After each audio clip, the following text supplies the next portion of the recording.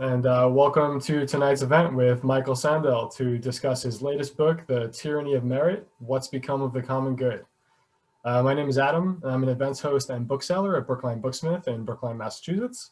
And I'd like to first thank all of you for choosing to support Michael, as well as Congregation KI, who is sponsoring this event, and an independent bookstore with your presence. Before we get started, just a couple of nuts and bolts. The chat and Q&A box found at the bottom of your Zoom window are both open, so feel free to make use of those. There will be an audience Q&A, and we know you've got some good questions for Michael, so feel free. And please note that Brookline Booksmith has a strict policy against abusive behavior and language, and at our discretion, any attendee can be removed from an event for partaking in such behavior. But we know you won't do that. You're all wonderful. I'm absolutely thrilled to have with us tonight the man of the hour, Michael Sandel. Michael teaches political philosophy at Harvard University. He has been described as the most relevant living philosopher, a rock star moralist, and the most famous teacher of philosophy in the world. His books, What Money Can't Buy, The Moral Limits of Markets, and Justice, What's the Right Thing to Do, were international bestsellers and have been translated into 27 languages. Sandel's legendary course, Justice, was the first Harvard course to be made freely available online and has been viewed by tens of millions. Michael's new book, as you know, The Tyranny of Merit. His new book is The Tyranny of Merit, It offers a novel diagnosis of our polarized politics and how to heal it. And here to speak with Michael tonight is a famous face around Brookline, one that is sure to be familiar to many of you, Rabbi Bill Hamilton. Thank you both so much for being here. Now, ladies and gentlemen, without further delay, Rabbi Bill Hamilton and Michael Sandel. Thank you so much, Adam. Michael, it's so wonderful to be with you, and I'm delighted to share this moment.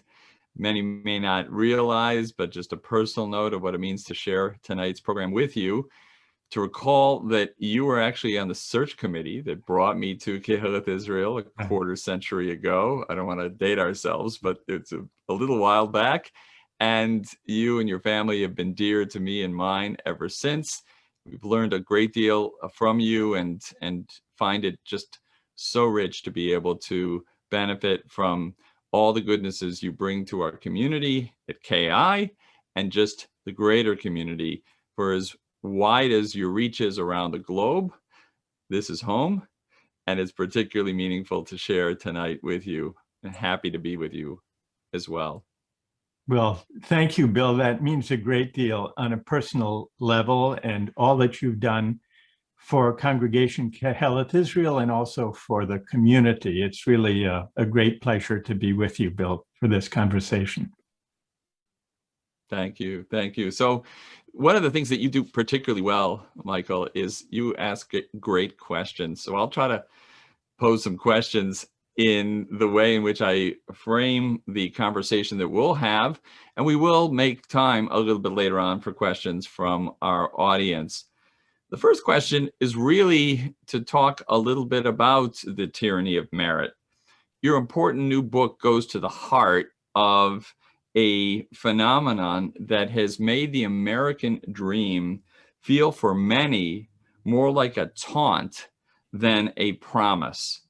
Can you sum up for us what essentially the tyranny of merit is all about? Yes, thanks, Bill. I'll try. Merit, we ordinarily think of merit as a good thing, as an ideal. If I need surgery, I want a well-qualified surgeon to perform it. So merit in assigning social roles and jobs is generally a good thing, and we want to remove barriers that prevent people from having opportunities based on their merit. So how can I speak of merit as a kind of tyranny? We should step back and take a look at the past 4 decades or so. During this time, the divide between winners and losers has been deepening, poisoning our politics, driving us apart. This has partly to do, I think, with the widening inequalities brought about by the market-driven globalization that we've had. But it's not only that. I think it has also to do with changing attitudes toward success that have accompanied the widening inequalities. Those who've landed on top have come to believe that their success is their own doing, and that they therefore deserve all the rewards the market bestows on them. And by implication, that those who struggle, those who lose out, must deserve their fate as well. Now, this way of thinking about success arises paradoxically from a seemingly attractive ideal, the meritocratic ideal. This is the idea that if everyone starts out at the same point, then the winners deserve their winnings. But meritocracy has a dark side. That's really the argument of my book, The Tyranny of Merit, Bill. And the dark side is this: it's corrosive of the common good. And we can see this today. Winners, among the winners, meritocracy generates a kind of hubris. I call it meritocratic hubris. And among those who struggle, among those left behind, it's demoralizing, even humiliating. I think it's no accident that if you look at our politics, especially since 2016 with the election of Donald Trump, one of the most potent sources of populist backlash against elites is the sense by a great many working people that elites are looking down on them. And it's this divide that I try to diagnose in the book, and that I traced these changing attitudes towards success, bringing about, in effect, a society divided between so-called winners and so-called losers, Bill. Yeah, it's very powerful diagnosis, Michael. And I think that the notion that emotion and humiliation and embarrassment and contempt and all of these things, people are often looking at the economics and they're looking at the policies and they're looking at the systems and not paying nearly enough attention to the feelings of the human being and how embedded their sense of self-worth is in what's going on. It's a far more emotional phenomenon than it is necessarily an economic one or a policy one. And I think you diagnose that very, very powerfully. I want to talk for a minute, though, about the history of merit, because you write about this in the book and you've spoken about it as well, that the career of merit goes quite a way back. And I'm somewhat familiar with that from our Bible, right? Because once upon a time, this notion of a just reward for diligence, for hard work, for kind of a discipline that one would bring to earn and deserve what the just rewards, the just deserts, that once upon a time was about a harvest that was plentiful. Then it became about salvation and a sense of kind of being saved, if you will, in a spiritual sense. Right. Today, of course, it's about prosperity, the bank account.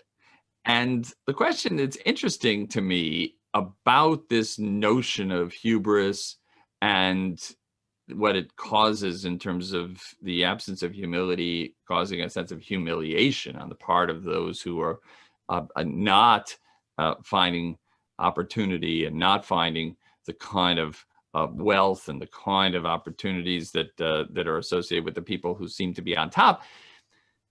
What seems to be the case from your analysis is that in the career of merit, there have been various efforts throughout history to try to resuscitate humility. Yes. and bring and rein it in. And yet the hubris, the inhaling too much of one's success, seems to be persistent. Is this a problem of human nature and our challenge with being able to contain our humility and perhaps not being able to hold back our self-confidence when we work hard to achieve? I think there is a persistent temptation that we see going back to biblical times to believe that the universe, that the cosmos is organized in such a way as to align our fate with what we deserve. And we see this in the Bible, when time and time again, good fortune is seen as a sign of God's favor, that we have, that we are being rewarded for good behavior. Yeah. And drought and pestilence and floods are seen as punishments for misbehavior. And this picture that assumes that the cosmos is aligned to give us what we deserve comes to a kind of critical point, and we've discussed this before, Bill, in the book of Job, when Job is suffering terribly, and yet he is a good and virtuous man. He is faithful to God. So he can't really figure out, and he's struggling to figure out, what have I done to deserve this horrific suffering? And even when he's lost his family and he's sitting with his so-called friends mourning, the loss of his family, his mourners, his friends are saying to him, well, think a little bit harder. What did you do to bring this upon yourself? The background assumption, and it's a rather harsh ethic of merit. It's a harsh meritocracy that has those mourners saying to Job, well, think a little bit harder. You must have done something to deserve this. Yeah. And then finally, God arrives and speaks from the whirlwind and says, no, you've got it wrong. Not every misfortune that befalls you is a punishment for something you've done. And not every good thing that happens to you is a reward. God is saying, in effect, don't think, don't have the hubris, and it goes with this meritocratic picture, that you've figured everything out, that there is this perfect alignment, that I, God, have to answer to your deeds and to human deeds and reward the ones that deserve rewards and punish the ones that deserve punishment. That would be a perfect meritocracy, but it would miss the mystery of the way God works. And so God is saying there, he's challenging the cosmic meritocracy that we find in Genesis and Exodus. He's saying that the moral universe and the theological universe are more complicated than that. And then throughout the Christian reflection, we see again this dialectic between the idea that salvation is a reward for good behavior, for good works. And the counterpoint is, no, that denies the omnipotence of God. Salvation, Augustine, and the great Catholic philosopher, said, salvation is a gift of God's grace. It has nothing to do with rewarding merit. It's not a matter of earning. And Luther, in launching the Protestant Reformation, was hearkening back to this Augustinian idea. Luther said, it's a mistake. It's a kind of hubris to assume that those who are saved have earned it. And that's why they're saved. And yet, by the time the Protestant Reformation finds its way to America, carried over by the Puritans, there gradually comes to be the idea that hard work for the glory of God is not only a sign of salvation, that was Calvin's idea, but a source of salvation. That's the meritocratic idea coming back in. So there's been, through the history of religious thought, this tension, this tense dialectic between the claims of merit, earning salvation on the one hand, and grace, receiving it as an unearned gift from God. And merit always seems to surface, and with it comes the hubris. And today, in a seemingly secular society, when we're debating who deserves what and why, there is the persistent temptation to think, to reassert this old meritocratic impulse that goes all the way back to biblical times, the idea that the rich must be rich because they are more deserving than the poor. And this is what gives rise, Bill, to the meritocratic hubris of our day. But you're right, it has its roots in this ancient theological tension or dialectic between the idea of merit, earning our way to salvation or material success in our day, as against the grace of God or luck or fortune or indebtedness. And what I'm trying to suggest is that we've gone too far in the direction of a kind of self-satisfied meritocratic account of who gets ahead and why. And we need to rein it in. We need to find resources for humility as an antidote to the meritocratic hubris that has helped deepen the divide between winners and losers and contributed to the resentment that a great many people feel who've not enjoyed the bounty of the market-driven globalization of recent decades. Right, right. Oh, it's a very powerful argument. By the way, and I noticed something in what you just said that I haven't yet noticed, but I want to really commend in the book. Your reading of Job does something very powerful, Michael. It teaches us that although we would normally think that the Bible would be saying if you do the right thing and you work hard and you are responsible, then you'll be rewarded, and if not, vice versa, God has actually given the voice to contest it. Yes. Right? In other words, and you do that brilliantly in your analysis of Job, because it's not coming from some other prophet or outsider or somebody challenging the system. It's actually God himself who's doing it. Yes. And it's a teaching. He's trying to tell us something. Right. And to teach us something. Yeah. And so this question of our struggling with humility and a sense of indebtedness, a sense of grace, a sense of our lot in life. I love how in the book you point out that even the language of considering one's lot in life, the word lot itself, as you point out, is all about the good fortune and luck and casting lots. And we interestingly do that on Yom Kippur of all times, when we're supposed to be focusing totally on a sense of accountability and responsibility and earning forgiveness and repenting and everything else.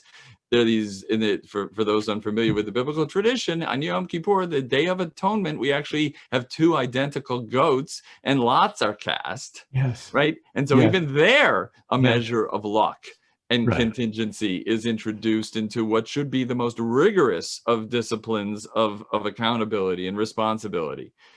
It's really quite rich. I want to just probe a little deeper on this question of indebtedness and the sense of a kind of a recognition that there, but for the realities that befall us, right, that somehow we come to realize that we need that sense of humility. I think I've discussed this with you. I want to just bring it up because I'm actually have a little some whiskers here, and that's because I'm in the year since my dad passed, and I want to recall that actually your book helped on this, and a couple other books as well. That my father and I always used to have this great debate, and the debate was he used to say that there's a lot more luck in the world, and I used to rail against that as a kind of a dismissal of responsibility and accountability. I was doing the exact thing that you're describing, right? And then it dawned on me that he wasn't dismissing responsibility at all. He was admitting humility, and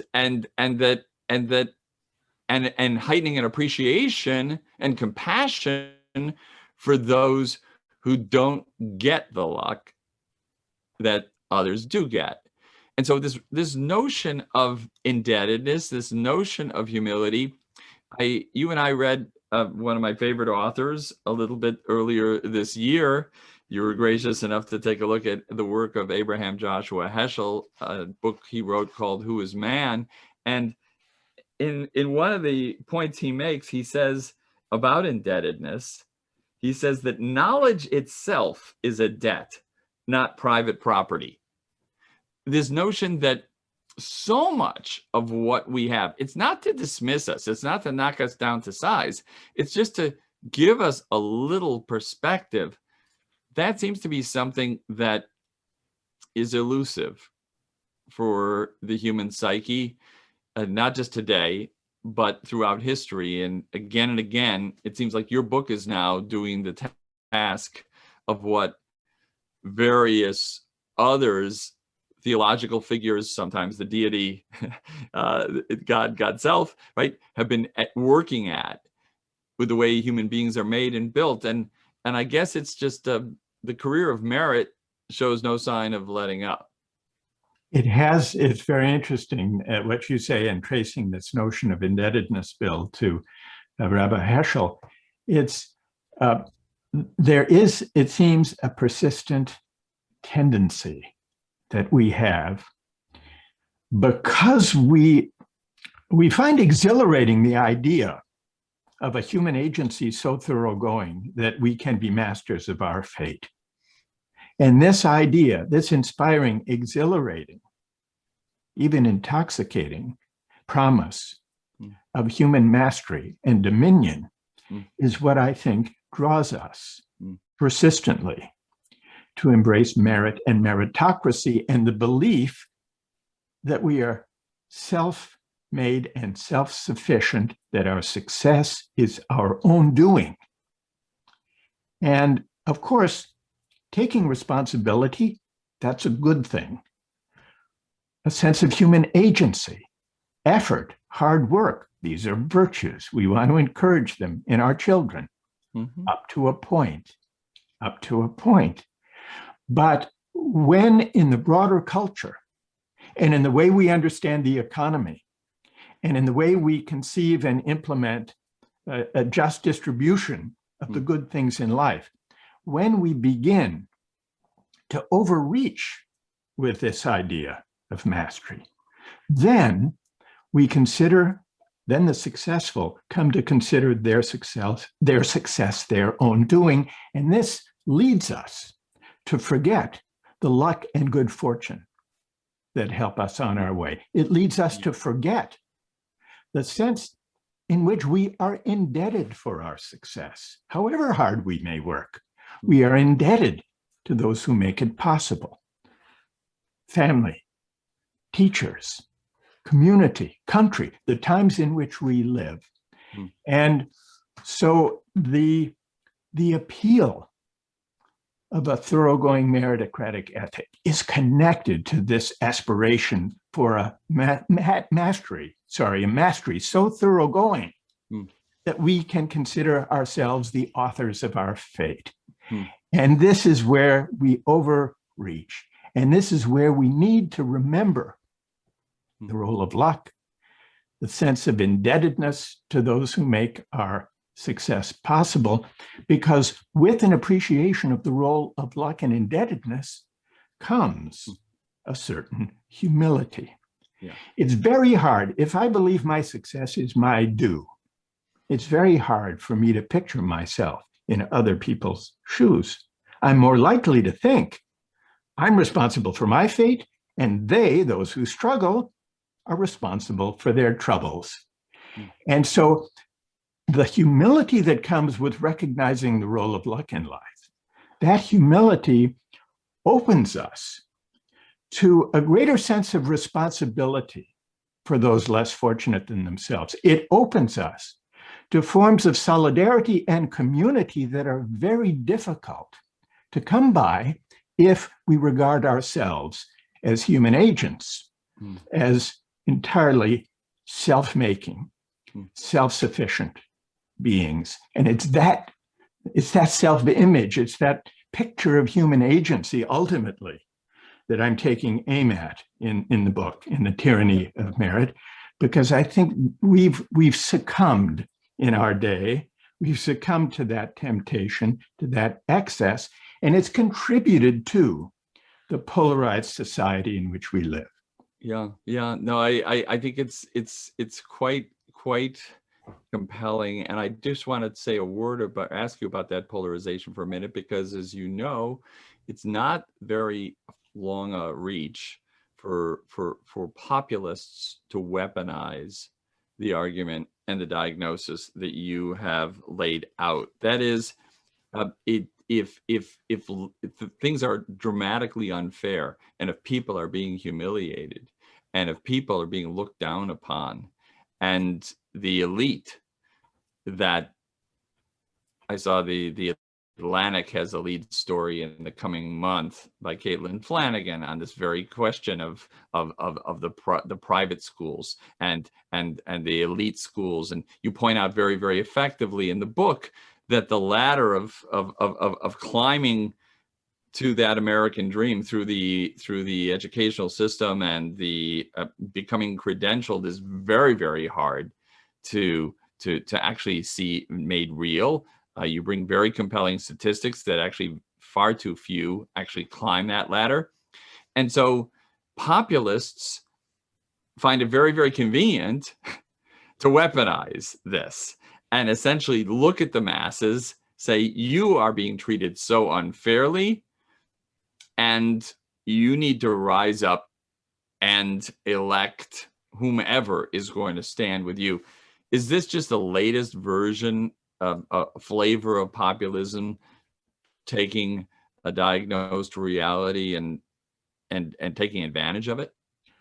Well, we can be even more pointed and specific about the way in which populists are able, especially right-wing authoritarian populists, are able to exploit the resentments that arise when we create a society of winners and losers. Donald Trump, there were many sources of his political appeal, and one of them was racism and xenophobia, though this was a potent source of his appeal. But there was something in addition, something that compounded the sense of grievance he was able to exploit. And that was the sense among many working people that elites were looking down on them, and not just any elites, not business elites, but credentialed, meritocratic elites, the professional classes. And so by 2016, one of the deepest divides in our politics was whether or not you had a four-year college degree. And overwhelmingly in 2016, Donald Trump won the votes of people without four-year college degrees, and Hillary Clinton overwhelmingly in 2016 won those who did have four-year college degrees. And this, I think, is connected to a flawed politics by Democrats and by center-left political parties generally in Europe and Britain, as well as in the United States.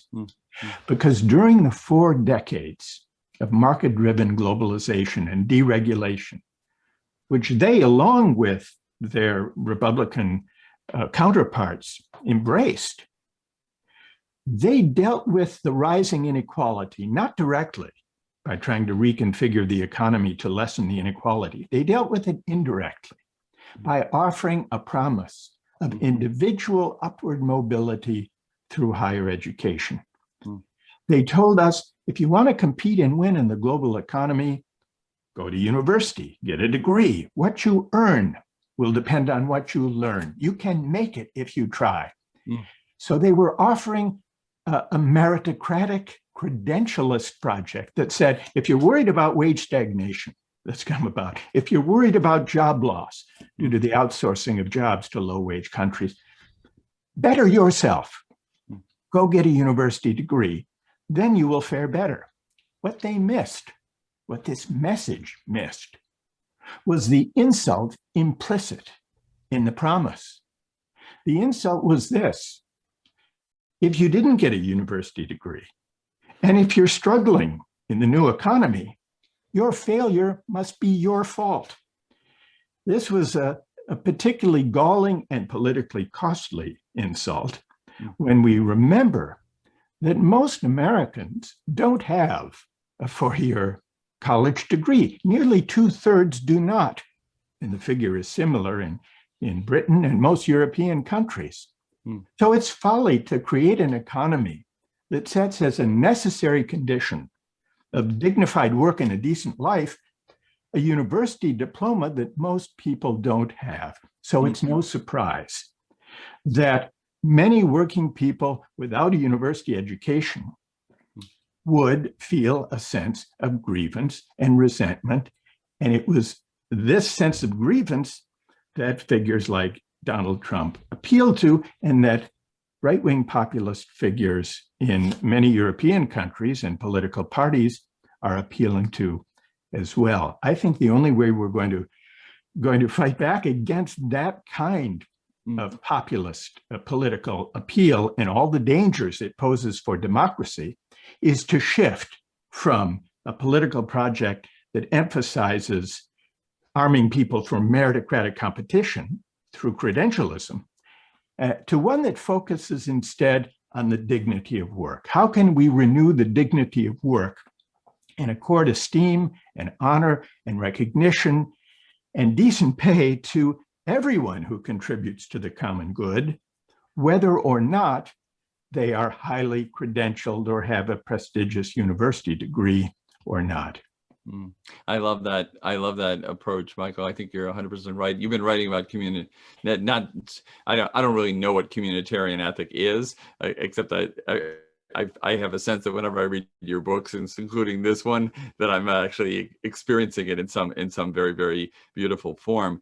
It is absolutely the case that when people think of the broader community more in terms of what they contribute and their experiences, right? The non-credentialed are curious, they're well-meaning, they've lived full lives, they have extraordinary life experience, they have goodwill.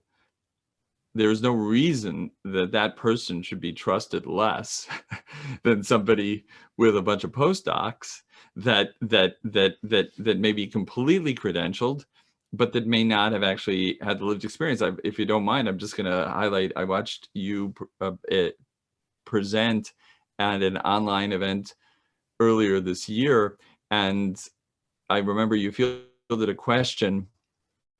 A number of the people who were being honored at that event were all people who did great work in the community. They were organizers, they were people who worked with at-risk youth, they had devoted their lives to making a difference and lifting up others and elevating that sense of communitarian contribution. And somebody asked you a question about what we should do, and I think you said something to the effect of, I teach at the university, don't ask me, ask all the other honorees, right? You actually modeled the point, because the people who were being honored earlier before you actually presented were the people who actually roll up their sleeves and make it happen and make a difference in people's lives and help people rise all the time. Not that you don't have a sensitivity to it, but fundamentally you don't have your capacity in your role is not nearly has the wide view and life experience that somebody who's in the trenches with the most at-risk youth or with populations where people are working really hard to rise. I love the fact that you were essentially saying, let's let them give the answers instead of me, because they actually know better. And yeah. It's generous of you to remember that, Bill. If I could just build on that point. During this pandemic, we have seen how the inequalities that pre-existed the pandemic have been highlighted and put on vivid display in ways that illustrate exactly the point that you're making. Those of us with the luxury this past year of working from home have come to recognize how deeply we depend on workers we often overlook. I'm thinking not only of the hospital workers caring for COVID patients, but delivery workers, warehouse workers, grocery store clerks, home healthcare providers, childcare workers. These are not the best paid or most honored workers in our society, and yet now we are calling them, rightly, essential workers. And so this could be a moment this could be a moment for a broader public debate about how to bring their pay and their recognition into better alignment with the importance of the work they do and the contributions they make. If I could just mention one precedent to prompt us to think in these terms. In 1968, Martin Luther King, shortly before he was assassinated, went to Memphis, Tennessee to speak to striking sanitation workers. And what he said to them was this. He said, we need to recognize as a society that the person who picks up your garbage is as important in the final analysis as the physician. Because if he doesn't do his work, diseases are rampant. All labor has dignity. That was his conclusion. And the idea of the dignity of labor depends on recalling and putting before ourselves the essential character of the work done by a great many people on whom we rely during a pandemic and will rely after the pandemic, and yet whose work and whose honor we don't adequately recognize. So this could be a moment, I think, Bill, to rethink the dignity and respect that we accord everyone, not only those with lustrous credentials. Right.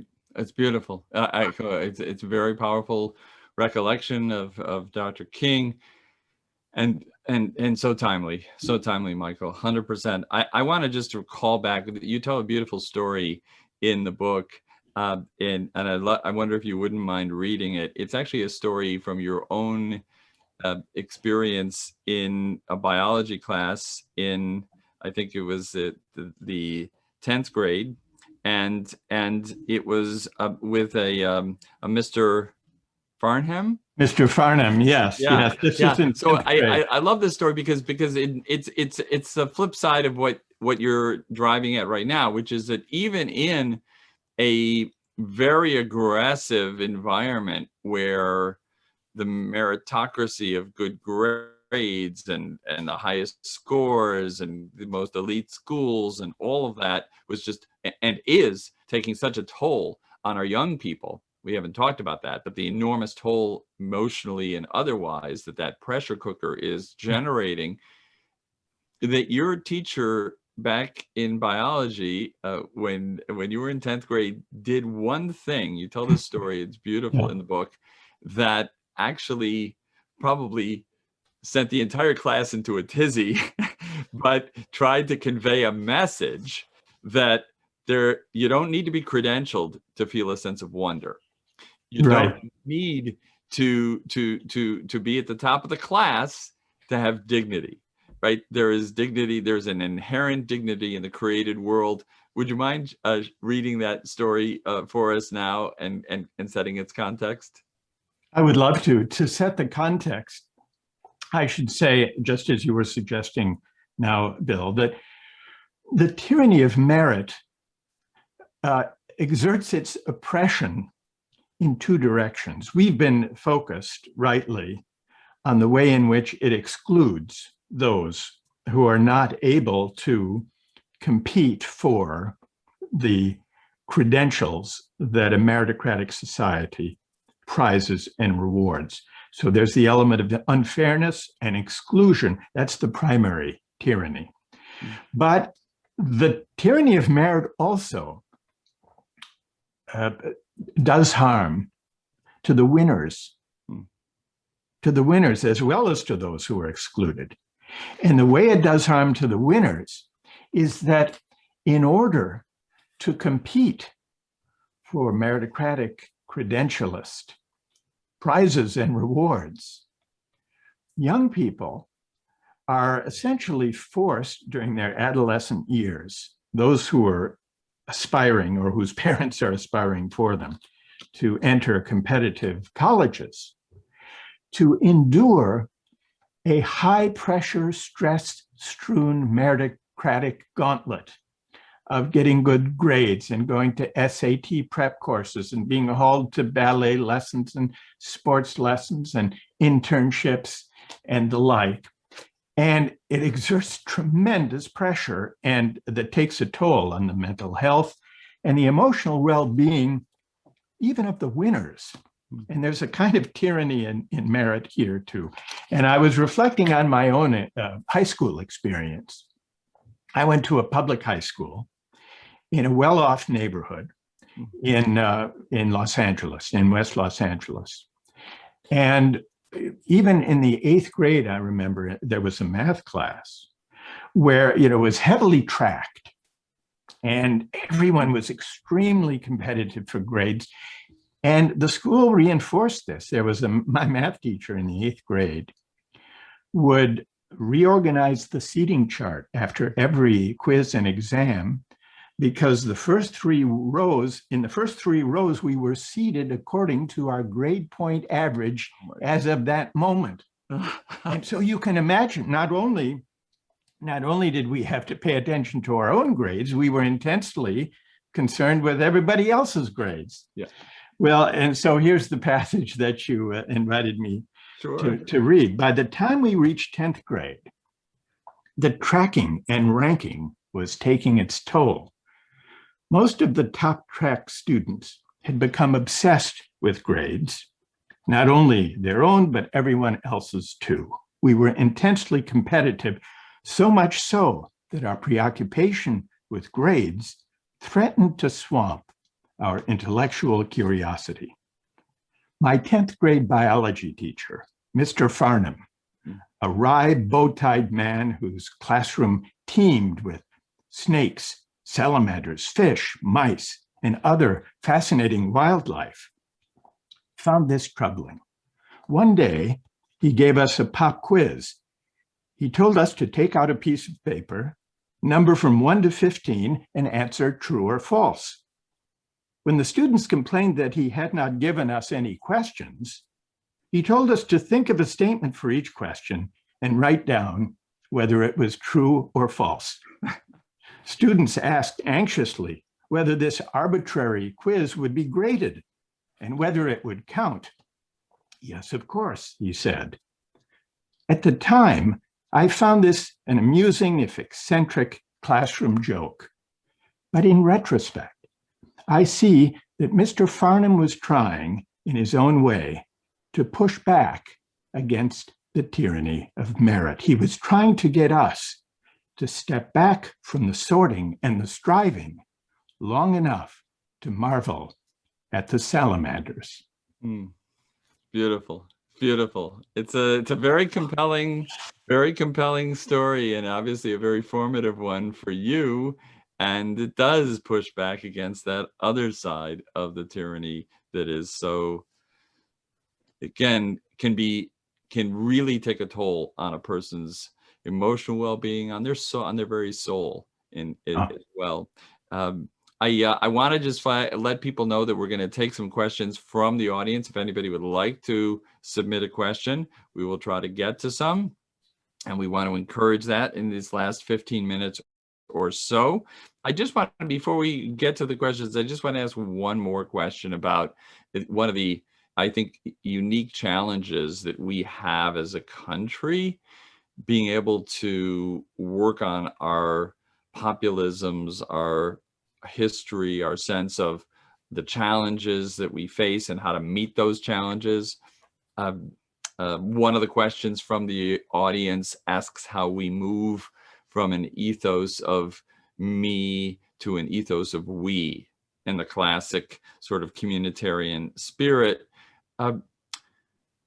Part of that, I wonder, I'm going to ask you a question about America's sort of fabric and the way in which we sort of look at the world and look at history and look at what's before us.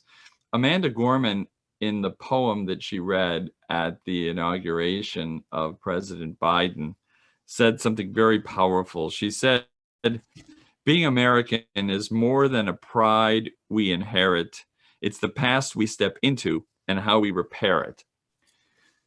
So, Michael, why do you think it is that we as we try to sort out these problems, try to regroup, try to take this end of this pandemic to really recognize who's essential, to value the contributor, to go from me to we. Why is it that we have such a hard time stepping into our past and trying to repair it? I think we have, in some ways, over the past year, begun the necessary work of stepping into our past and trying to repair it. And the single greatest initiative, most consequential initiative in that regard, is the growth of the Black Lives Matter movement as it developed over last summer as a multiracial, multi-generational social movement to do precisely this, Bill, to step into our past by confronting the racial injustice that has been a persistent feature of the American experience, and to ask what it demands of us now, what it would take to repair it. Now, the Black Lives Matter movement, which mobilized hundreds of thousands of people in the United States, millions around the world, was only prompted by the horrific events, especially of police violence directed against especially unarmed Black men, that occurred in a series of high-profile cases. There are moments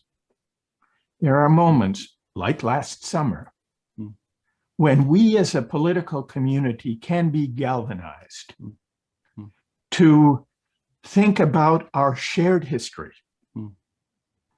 the pride we take in our shared history, but also the burdens, the moral burdens that come with seeing ourselves as members of a political community with a history, including histories of injustice.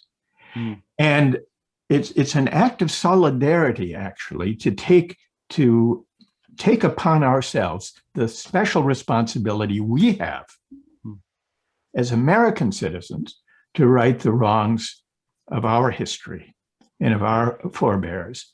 So I think we saw a moment, we saw a glimmer of the kind of moral and civic and spiritual and political energy that this would take. But just look at what it took to bring about. It took this series of horrific incidences brought to public attention and galvanizing people to act, and the work is far from done. But I think we are able to achieve this connection with our past, our determination to right the wrongs of the past, in ways that can bring us together with a sense of community and shared history in moments. And this could be such a moment. And whether the pandemic will be a further prompt to try to address the inequalities that have been on such vivid display during the pandemic, that remains to be seen. That's up to us, because that too will require understanding ourselves as members of a political community with responsibilities that go beyond ourselves. And one of the reasons I'm taking direct aim at meritocratic hubris is precisely in hopes of opening us to a politics of the common good, rather than seeing our life prospects, our success, our achievements as solitary achievements for which we alone claim credit. I mean, it's interesting because I think it's a very, you frame it very, very compellingly, Michael. One of the questions from an attendee relates to one of your prior books, What Money Can't Buy, and how you point out that we go from a market economy to becoming a market society, and to some extent this is now ramped it up much more, and you're taking aim. it seems to me that so much of what is going on in terms of our sort of recognizing what's necessary, because this is the one time in human history when we all, it's not just in America, it's frankly the whole world, is going to be sort of purposing anew, right? Everyone's had a year or more. There's been tremendous loss, enormous limitation. We are, thanks to science and the ways in which people are going to be inoculated and made safe, and I'm sure there'll be treatments for COVID as well, prescriptions that if somebody, please God, is in a position where they need treatment, they'll be able to get it, and they'll heal. And so will come a day, hopefully, when there'll be fewer and fewer deaths for people who get severe cases of COVID. The point is that this is a rare moment in human history.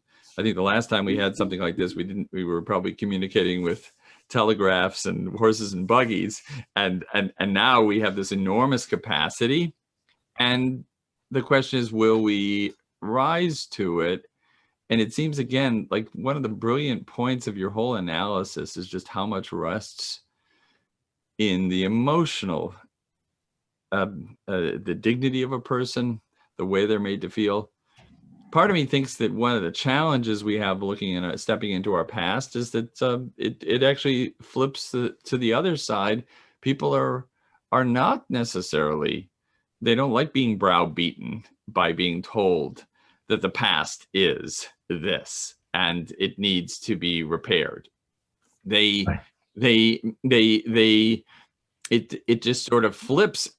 We just think, oh, we can somehow rely on history, which of course is I don't think any person could really look at American history and at any particular point and say, feel enormous pride, for instance, about how we've handled matters related to people's skin color and race and ethnicity and various minority groups. But going from there to the idea that we have to do all the things that we have to do, it seems like it's going to take that kind of inflective moment, and it's going to take a lot as we collectively in this country and around the world, sort of having thought about it long and hard for the last year plus, begin now to try to reemerge. I worry that we aren't considering the emotional dignity piece as much, and therefore your book is all the more important to awaken us to that, it seems. Well, thank you for that, Bill. And building on what you've just observed, and the question that you asked from an audience member, I think there is a connection between what I wrote about in my previous book, What Money Can't Buy, and the themes of this book, The Tyranny of Merit. Both look back at the past 4 decades of market-driven globalization and ask the following question.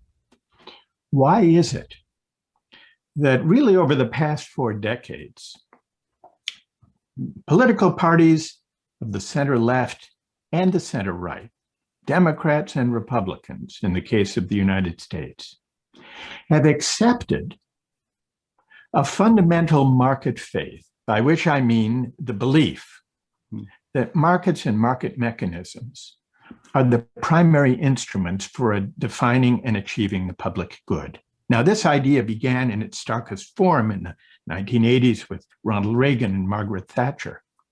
But even after they passed from the political scene and were succeeded by center-left politicians and parties, Bill Clinton in the United States, Tony Blair in Britain, they moderated, but they consolidated this market faith. And at the same time, the faith in markets to organize our collective lives led to the deepening inequalities that we've been discussing this evening. And then the meritocratic way of explaining who lands on top and who struggles came along to provide a kind of rationalization for the inequality. We often think that meritocracy is an alternative to inequality. And if we're thinking of old aristocratic hereditary privilege, meritocracy seems like a breath of fresh air. It seems a source of equality. Everyone should have an equal chance. But as it's played out during a market-driven age, meritocracy has proven to be not an alternative to inequality, but a justification for inequality, a way of explaining why the winners deserve their winnings. Yeah. And so I think that the questioner is onto something. And I would agree that the market faith of recent decades and the meritocratic account of success that has deepened its hold in recent decades, these are closely connected. And to find our way to a politics of the common good, a politics of mutual respect, and one that accords respect to the dignity of work, we need to challenge both. We need to challenge both the uncritically embraced market faith that markets can define the common good, and we need to challenge the meritocratic ethic of success. Here's where they come together. We often assume that the money people make is the measure, the true measure of their contribution to the common good. But this is a mistake. It must be a mistake unless we really believe that a successful casino magnate who makes billions really contributes something 1,000 times more valuable than a school teacher or a physician caring for COVID patients. But even the most ardent free market laissez-faire libertarian doesn't really think that, or would have a hard time defending it. What we've done, in effect, in recent decades has been to outsource our moral judgment about what counts as a valuable contribution. We've outsourced that moral judgment to markets. And part of what I'm arguing for in the Tyranny of Merit is for us to reclaim those judgments as democratic citizens, to reason together. And of course, we will disagree, but to reason together about what counts as a valuable contribution to the common good, and to figure out how to design an economy to respond, to honor those contributions in ways that many of them go unacknowledged today. So it's a matter of reclaiming really the mandate of democratic citizens to say, what really matters? What's a valuable contribution? Who really are making these contributions, even though the labor market may not bestow vast riches on them?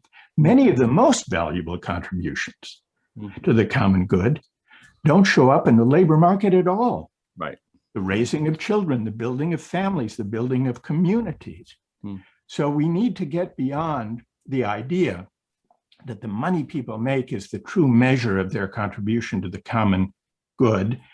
And moving beyond it really would prompt us and maybe inspire us to have a morally more robust kind of public discourse than the kind to which we're accustomed. A public discourse that addresses contribution in its broadest sense and figures out how to accord esteem, honor, and recognition to everyone who contributes, who truly contributes to the common good, whether it's through the work they do, the families they raise, or the communities they serve. Bill. Beautiful, beautiful. There's one last, I want to go one last question. We're about to go a little over, but one last question from David, and that a neighbor, David Altschuler. And the question actually is related not so much to what's going on here, but actually I want to go to the other extreme. You address the issue of markets and the faith in the markets. He's imagining Europe. He's imagining parts of the world where a national identity and national pride and other things are in stake, whether it's the EU or otherwise. Is this just another challenge that's faced in other parts of the world against populisms identity, a sense of pride, a sense of being able to move forward. We'll make this the last question, but it'll bring us a little bit away from our country and a little bit more around the world, where I know you spend a lot of time teaching and interacting with learners and as well as people at all levels of this ladder. Well, thank you to David for the question. I think there are some common threads that connect the populist backlash we've seen in the United States with what we've seen in Brexit, with the vote in Britain for Brexit, and with the rise and the growing appeal of right-wing hyper-nationalist populist movements in Europe. I think it's important to notice the connection not only between credentialism in the sense that elites are looking down, though I think that is one common thread, but also a point that David's question raises, which is national identity. During the age of globalization, there has been a tendency, especially among the beneficiaries of globalization, especially among well-educated, professional, credentialed elites, to identify less and less with their fellow citizens and more with their colleagues and compatriots and fellow professionals around the world. Now, this cosmopolitan impulse in many ways is a laudable thing. It builds connections and sense of community on a global scale beyond the bounds of the nation. And that can be a good thing. It can be a broadening thing. It can broaden our horizons culturally, socially, politically. And yet, if it comes at the expense of global elites turning their backs on the responsibilities they have to their fellow citizens, then it's a recipe for mistrust and for resentment and for grievance of a kind that I think is a factor in the hyper-nationalist, populist backlash that we see with Trump, but also with Marine Le Pen's party in France, with the Alternative for Deutschland in Germany, with some of those who voted for Brexit in Britain. The sense that the successful in the global economy did not only gather the material rewards, but also recast their identity and sense of what was important and who was important in a way that led them to care less about the fate of fellow citizens who were living in cities, deindustrialized cities or rural areas that were suffering in their own country. And so I think that any attempt to renew our civic life and to affirm the dignity of work and to seek a politics of the common good requires, in addition to overcoming the hubris we've been talking about, Bill, I think it also requires building a sense of national community. Not the xenophobic version, not based on a hatred of outsiders, but a sense of genuine national pride and responsibility, the special responsibility that we have for our fellow citizens. Because unless we have this sense of national community alongside whatever cosmopolitan identities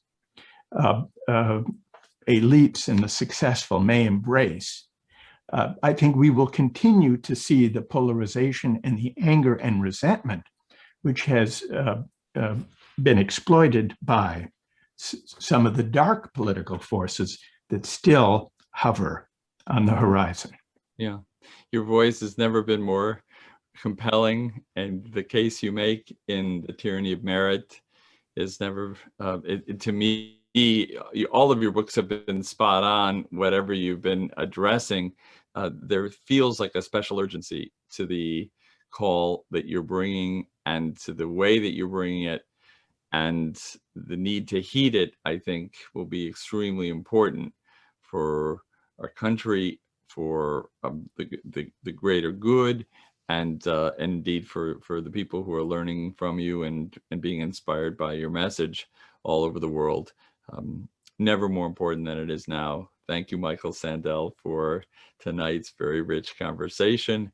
And thank you for all you do to bring the important questions and really make us think very, very deeply about what it is that we need to elevate to do for the common good in good faith going forward. Thank you. Thank you, Bill. That means a great deal. Thank you so much. Pleasure. And that was just amazing. Thank you both so much for being here tonight, Michael and Rabbi Bill. That was really amazing. And thank you everybody for coming tonight. We're going to have signed copies of Michael's book at the store by this weekend, and those of you who have ordered the book, you'll have those coming very soon. But thank you again, everyone. Thank you so much. Good night. Good night. Good night. Thank you again, Michael. Thank you.